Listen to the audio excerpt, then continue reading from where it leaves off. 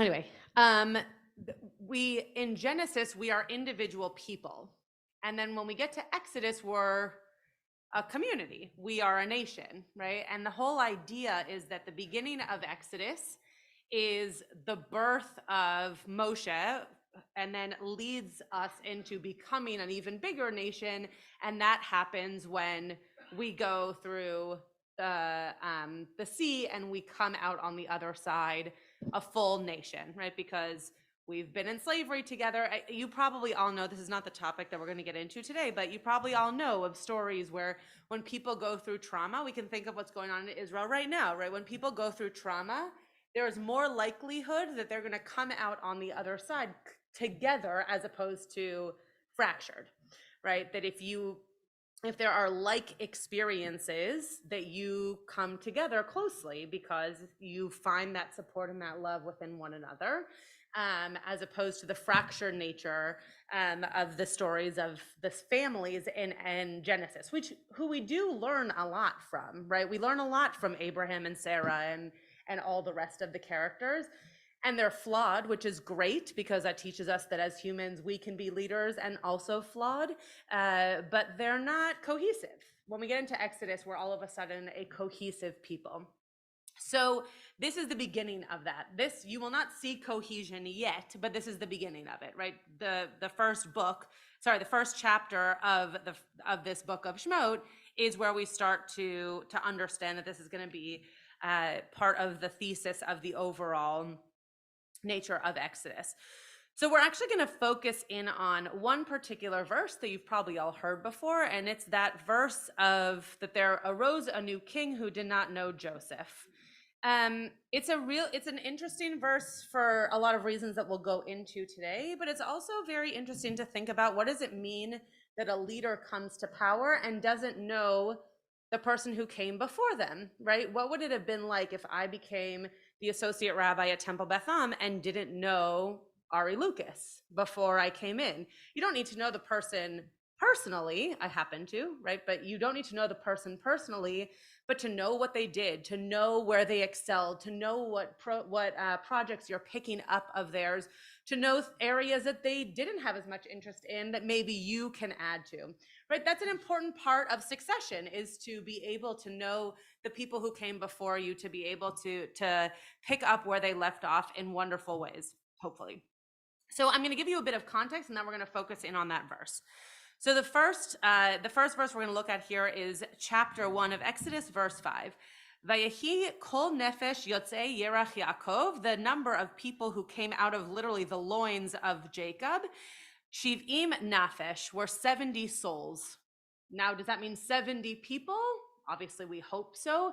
But the fact that it says nafesh and not anashim, it doesn't say 70 people, it says 70 souls. The Yosef Hayav Mitzrayim, and Joseph was in Egypt. So again, this is just giving, not only am I giving you context, but this is the beginning of the book is also giving us context. Joseph died, and all of his brothers and all of that generation. Uvenei Yisrael paru v'yishretzu v'yirbu v'yatzmu b'ma'od me'od. And Bnei Yisrael, and the people of Israel, were fertile and prolific, and they multiplied and they increased. V'timaleh ha'aretz otam, and the whole land was full of them.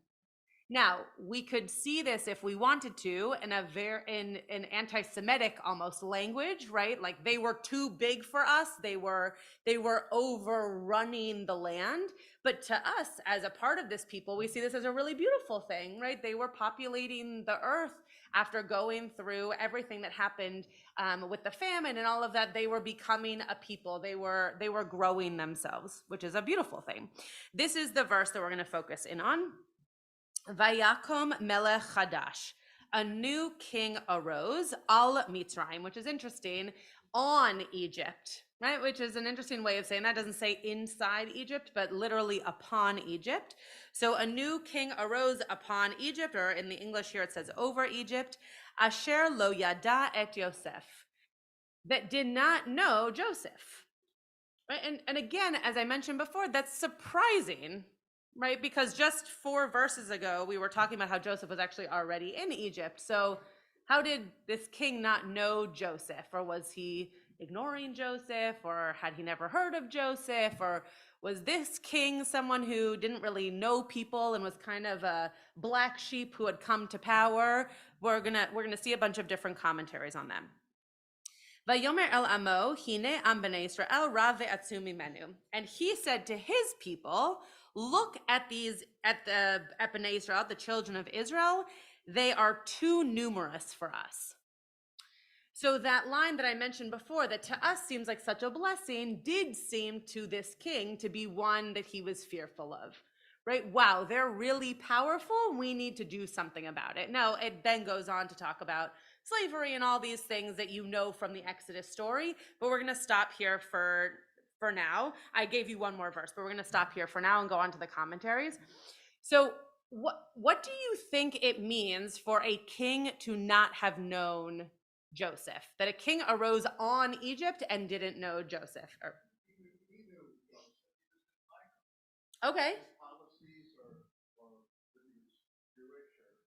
Sure. Yeah, tell me. Great. Right. So maybe he just didn't even know, right? Had I not been an intern here or had I not been from LA, it's very possible I wouldn't have known Rabbi Lucas, right? There's no reason for me to know him, but I happen to know him. So it's very possible that someone could come into a community, or in this case, come into power and not know what came before him because he's from somewhere else completely. Other thoughts? Yeah, Rosa? Mm. Great. Joseph might just be another dude, right? Like why should anybody know Joseph? We know Joseph because half a book was written about him, but and also a musical. But it might not be that everybody else knows Joseph, right? It's very possible that the kingdom was so big that why would anybody actually know him? Well, not yet. I mean, he did at the, yes, he died at the beginning of this page that I gave you, he died, but when the Pharaoh had come into power, most likely he was still alive. We are being told the context that Joseph died and then there was a king. You're correct. But most likely, generations obviously overlap. So most likely this king was around when Joseph was alive. But yes, you are right in terms of chronology. Yeah.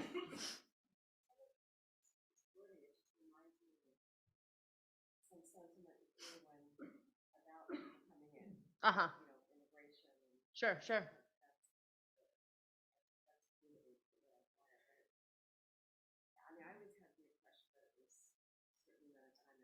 Mm-hmm. It's like what Bob's saying, that enough time had passed that who knows who this guy actually was. Makes sense. Mm-hmm. Exactly.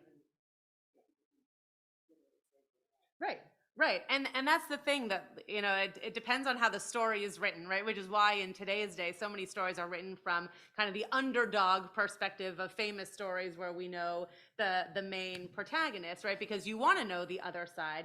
The musical, I don't know why I'm referencing so many musicals right now, but the musical Wicked, right, was written as a way of understanding a whole different side of the Wizard of Oz story, right? So it does depend on how you tell the story to know the perspective of it. And so you're right, Marlise, that it's possible that enough time had passed. We think Joseph is a really important guy, but maybe this king just had no idea that he even existed, right? Okay, so let's go on to some of these commentaries. I quite literally just brought a bunch of commentaries and we're going to go through them. There's no, as Rabbi Shapiro would say, bow to be put on this at the end to necessarily say like, oh, because the commentator said this is what it definitely means. But I wanted to give you a sense of what commentators think it might be saying, that this king arose on Egypt and didn't know Joseph. Okay, so Rashi says, now there arose a new king, Vayako Melech Chadash. Rav and Shmuel, two teachers, differed in their interpretation of these words. One said that he really was a new king, and the other one said that it was the same king, but he made new edicts. So what Rashi, who's quoting these other teachers from the Talmud, from Sota, is saying, he's saying that, okay, sure, yeah, he was a new king. He really didn't know what else was going on. But then Shmuel is saying, Well, he might have been the same guy when Joseph was around, but now that Joseph is gone, he has new rules. And the only reason that that seemed interesting to me is because if we look at the next verse, after we're told that this new king arose, we do see that he's starting to get a little afraid of the people of Israel. Right. And so maybe it is the fact that these new rules came about once he started to kind of understand what the people were going to be capable of. Tell me. Maybe. Yeah. Yeah. Right. Right. Which is funny because we're going to get to a whole story of denial. Very good.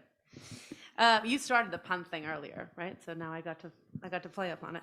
Okay, so so Rashi then goes on to say that Asher lo yada, who did not know, right? He comported himself as though he did not know him. So this is what Irv was saying, right? And actually back to what Temi just said, that there is a world in which this was the same guy, the same physical human being, right?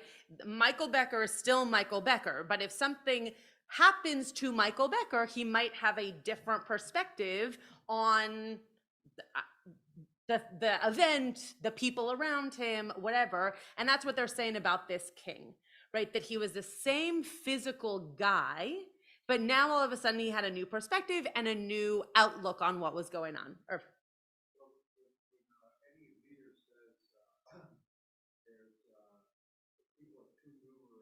Yeah.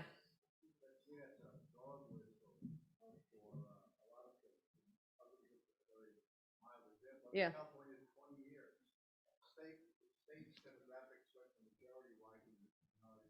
Mm-hmm. Uh-huh. Mm-hmm. Mm-hmm. Mm-hmm. Mm-hmm. Mm-hmm. I'm so glad you said the word threaten because I hadn't used that word yet, and that's exactly what I was getting at, right? That that the king could have been the same person, but felt newly threatened by that which was happening in his midst. Yeah.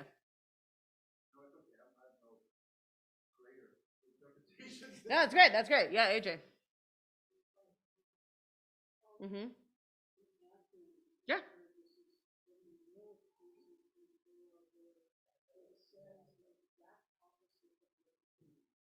Mm.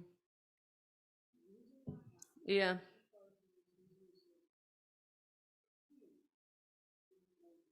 Mm-hmm.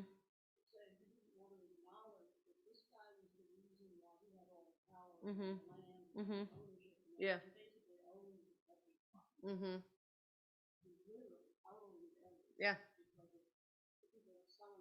Right. Mm-hmm.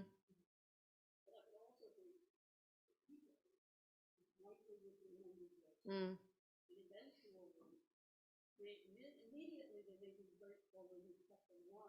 Yeah. Yeah. Right. Sure. Sure. Sure. That's an interesting question. Yeah. Mm-hmm. Mm-hmm. Mm-hmm. Yeah. Right.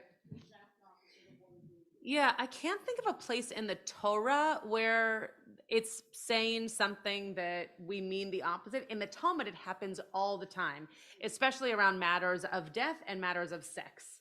So the rabbis, when they're discussing sexual matters, they have lots of euphemisms that are used as a way of talking about it without talking about it. And then same with death, because of the evil spirit, you don't want to conjure up, the Melech HaMavet, the angel of death, because you're talking about it too much. So that's superstition. But the but I can't think of a place in the Torah where euphemisms are used in the same kind of way. But it's a very fascinating question. Okay, turn the page over. One day I'll learn to put page numbers on my source sheets. That day is not this week. Um, I know, but then you don't know what page I'm talking about. Anyway, the one that says Ibn Ezra. So Ibn Ezra says, now there arose a new king, Vayakom melech chadash. We're really just focusing on those words over and over again, which is why I keep hearing them. This is to be taken literally, without any embellishments. Torah reads, and there arose Vayakom, because the new king was not of the royal seed.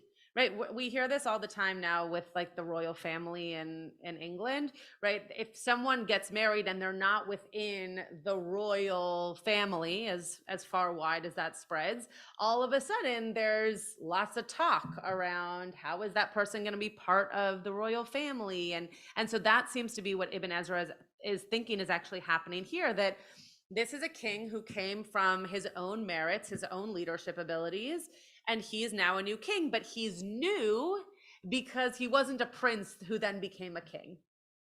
Right? So new in the sense of new to this kind of leadership, or new to royalty, not new to Joseph. It is like that my son has stirred up my servant to lie in wait against me. That's from Shmuel. That's just the proof text for this idea. So here, new means he was new to the job, right? He had never done this before. He was new to being a king. And so that makes all kinds of sense that he didn't know Joseph. If you're not in a place of leadership, how would you know some random Joe Schmo who lives in your area, in your what's it called? Kingdom. Thank you. How would you know someone who if you're not above, if you're on the same level as Joseph, how are you supposed to know Joseph? He might be from a completely different side of town. How are you supposed to know him, right? You expect from a leader to at least recognize names, right? We talk about this in shul leadership all the time. You might not know a person intimately, but you at least have seen their name on a high holiday ticket, or you have a general sense of who the members are of the shul, right? Like that kind of knowledge exists when you're someone who is dealing with a lot of people. But if you're a quote just congregant, you might not know also that other random congregant who only comes on Rosh Hashanah, right? Because you're not dealing with names in the same kind of way. So we wouldn't have expected this king to know people who were on his same level before he became leadership. I had never heard this as an interpretation before, so I was very interested in that. Okay, Chizkuni says, I think we're going to do two more. Chizkuni says, Vayakom melech chadash, some commentators citing the fact that the death of the previous king has not been reported, right? We know that Joseph died and that Jacob died, but we don't actually know that the king who came before this guy died. Claim that the Torah speaks about the same king, right? It's the same actual person, that's why it says body, but that his attitude vis-a-vis the Israelites underwent such a change that he might as well have been a different king altogether. That all of a sudden this perspective changed on the people, whether based on how he was interacting with them or how they were interacting with one another. That it's the same guy, but his interpretation of them changed. So the fact that this new king, right, that it might actually be the same king, because we don't know that another king died. So it's possible it's actually just the same guy. Okay, this next one is quite interesting. I thought it was a little bit interesting in terms of what's going on right now politically in Israel, not necessarily in terms of October 7th, but just politically. Vayakom melech chadash, a new king dynasty arose. So the Dad Zakanim is adding this word, basically kingdom, not just king, but that a whole dynasty arose and they were new. This was the first pharaoh, right? We don't actually hear of another pharaoh before this. We might hear the word pharaoh, but that just means leader, right? That's not necessarily the name, but this is the first time that we're actually experiencing this category of person.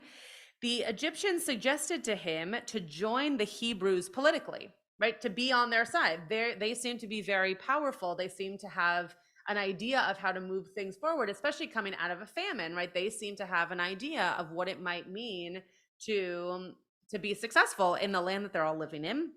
The king said to them, how can we do this, seeing that thus far we have prospered thanks to them?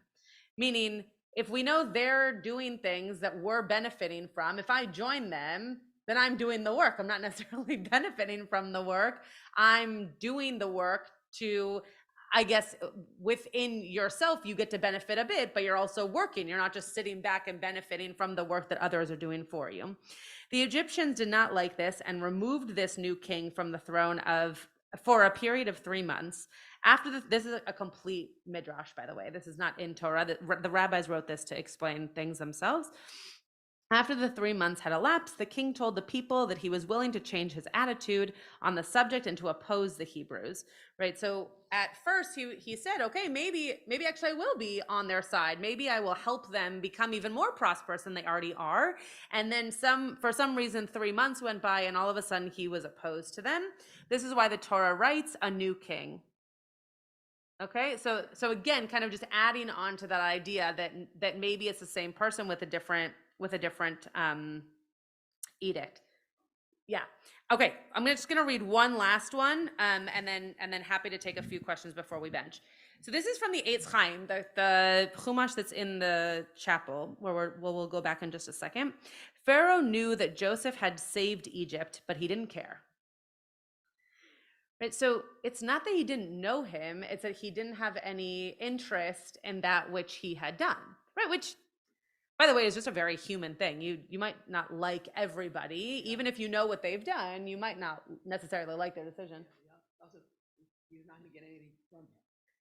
From who? The king is not going to get anything from Joseph. Joseph's done from the standpoint. He's already solved the problem. There's no have a need. Right, sure. He did not let the information change his outlook. Through much of Jewish history, the people's well-being depended on the goodwill of a ruler. When the leadership changed, the fortunes of the Jewish community often changed as well. Pharaoh begins by refusing to acknowledge Joseph and later refusing to acknowledge God and in saying, who is the eternal that I should heed God? This is when all the plagues are happening. So what we're seeing here is that, first of all, this is why I love looking into commentary. We have no clue what this verse means from Torah, right? That's what's so interesting, is that some of these commentators might agree, but we have no idea what it means that a new king arose. We have lots of thoughts, just as you have lots of thoughts, right? There's lots of hypotheses around what it might mean. But the reason that I thought that this Eitz Chaim commentary was particularly interesting is because it wasn't just that he was new or that he was the same guy with different edicts. This is actually, in my opinion, worse, right? That he did know the guy, that he didn't change, but he didn't care. And that there was something almost manipulative about then that relationship of saying, oh, I don't know him. Well, you do know him. You just don't care to know what he's doing and how he might be benefiting your land or your people, and then later on has that same relationship with God. So as I said before we started, there's no, I didn't come up with an answer as to what this verse means, but I think it's interesting for all of us to imagine that there are lots of verses that we read just like this one and think to ourselves, oh, okay, he didn't know Joseph. Maybe they were different generations, maybe time elapsed, whatever. But could it also have been that we're dealing with humans here, and that we're dealing with two humans who just didn't really want to know one another? And what does it mean to have lived through a leadership time like that? Yeah, tell me. Right, exactly. We don't have enough. Exactly. And that, to me, actually, that's the fun of opening a new book, right? We read Exodus every year, but that's the fun of reading a new book the same every single year, is that this is a line I've read a gazillion times, but I haven't necessarily taken a deep dive like I did with all of you today into this one particular verse. So